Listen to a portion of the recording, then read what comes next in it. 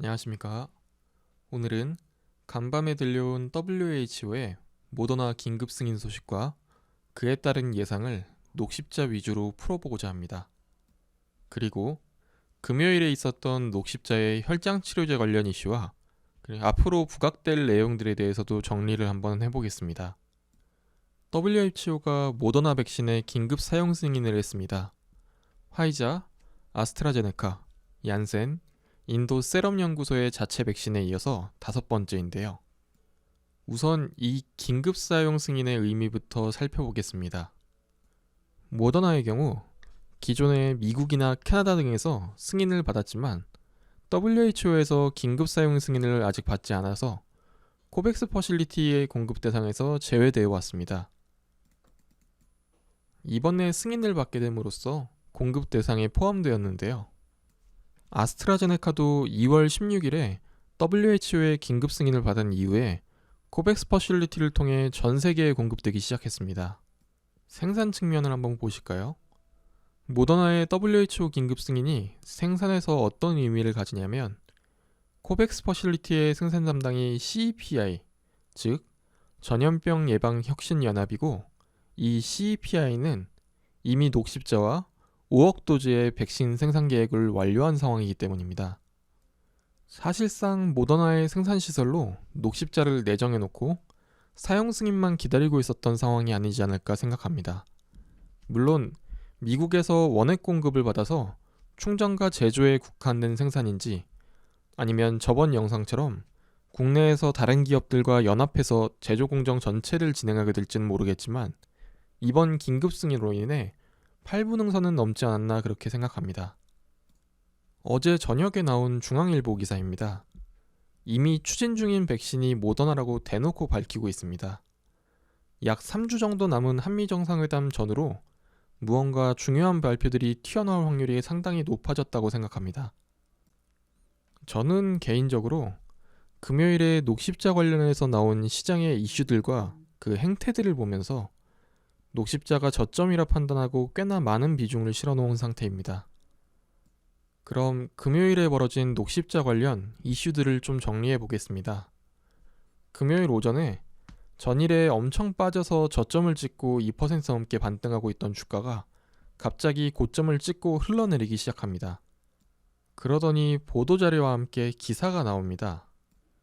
녹십자가 코로나19 혈장 치료제에 3상을 포기했다는 내용으로 기사가 나오기 시작합니다. 대한적십자사에 치료제 개발용 혈장의 공급 협약 종료 공문을 발송했으니 치료제 개발도 사실상 포기한 거라고 기사가 우후죽순 나오기 시작하면서 2.6% 가까이 상승하던 주가가 1시간 만에 마이너스 4%까지 약 6.6% 하락하는데 주주들이 패닉에 빠지게 됩니다. 만약에 이게 사실이더라도 평일 장중에 이렇게 보도자료까지 돌리면서 주가에 영향을 미칠 내용에 대해 국회의원이 언급하는 것 자체가 비상식적인 일이라고 생각하는데 심지어 회사에서 보도자료를 내면서 임상 3상을 포기하지 않았고 정상적으로 오늘 신청을 할 예정이라고 기사로 공식적으로 반박을 했음에도 불구하고 의원실에서는 확인 전화를 한 기자들에게 녹십자 측에 확인한 사항으로 포기한 것이 맞다고 계속 우겼습니다. 이 정도면 사실상 주가 조작 아닌가요? 공식적으로 사과하지도 않고 앞으로 할 예정이다라면서 열받게 하는데 손절해서 손해본 주주들 그리고 기업 가치의 디스카운트에 대해서는 누가 책임지는지 모르겠습니다. 결국 오후에 치료제 허가 신청 기사가 뜨고 6시 넘어서 녹십자에서 공식적으로 신청 공시가 뜨면서 상황이 사실상 종료되었는데요. 제약바이오 업계에 가장 큰 영향력을 가지고 있는 보건복지위원회 소속 국회의원님이시니까 회사에서는 사실상 대응을 못할 거고 항의할 정당에서도 탈당한 상황이니까 참 황당합니다. 개인적으로 기억해두는 수밖에 없을 것 같네요. 녹십자의 해당 혈장 치료제에 관한 내용입니다. 이게 확진된 사람의 혈액을 건강검진 등을 통해서 선별하고 그 혈액 중에서 혈장만을 따로 모아서 농축해서 만든다고 하는데 작년 신천지 사태 이후에 확진되었던 신천지 신도들의 협조가 상당수 있어서 어느 정도 빠르게 진행되었다고 합니다. 대략 4,000명 정도의 혈액을 수집해서 삼상까지 생산할 수 있는 양을 이미 확보했다는 건데요. 믿을 만한 이야기인지는 모르겠는데 대략 평균적으로 한 2명분의 혈액을 농축하면 한 명에게 투여할 수 있는 양을 생산할 수 있다고 들었던 것 같습니다. 이 혈장 치료제는 사실 돈이 되는 사업이라기보다는 중증 환자에게 사용할 수 있는 마지막 약이라는 느낌인데요. 확진되었던 사람의 혈장에서 추출한 성분을 압축해서 만든 거라 항체를 통한 치료제보다 만들기는 어려워도 효과는 확실하고 넓게 작용하는 느낌입니다. 현재 생산 원가가 40만원에서 100만원 사이라고 하더라고요. 이상까지 진행하면서 약 400명분의 치료제를 확보해 놓은 상황이라 실제로 사용된 양은 약 40명가량인데 애초에 이 혈장 치료제를 사용하는 환자의 조건 자체가 폐렴이나 기저질환이 심하게 있는 악성 환자이기 때문에 임상에도 어려움이 있는 것이 사실입니다. 그래서 얼마 전에 세계의 혈장 치료제 개발 기업들이 모여서 본인들이 임상실험하는 데이터를 서로 공유해서 시험을 진행했는데 국가도 다르고 양상도 다른 상황에서 각각의 회사들로 진행된 임상시험의 결과가 유의미하게 나오기는 사실상 불가능한 상황이라 임상에 실패했습니다. 각국 회사별로 단독으로 임상에 도전해야 하는 상황이 된 거죠. 사실상 회사가 돈을 벌기 위해 하는 사업이라기보다는 정부의 개발 자금 등을 지원받아 기술력을 쌓고 국가에 좋은 일도 할 수 있는 사업이었다고 보시면 될 듯한데요. 모 국회의원이 이러한 사업에 초를 친 거죠. 회사도 회사지만 주주들이 입은 피해는 어쩔 겁니까? 돌아가서 녹십자 이야기 한 번 더 해보겠습니다. 국내 제약바이오업계 부동의 1위는 셀트리온이고 녹십자가 2위, 종근당이 3위였는데 이 순위가 개별 기업 기준으로 작년에 한번 뒤집혔습니다.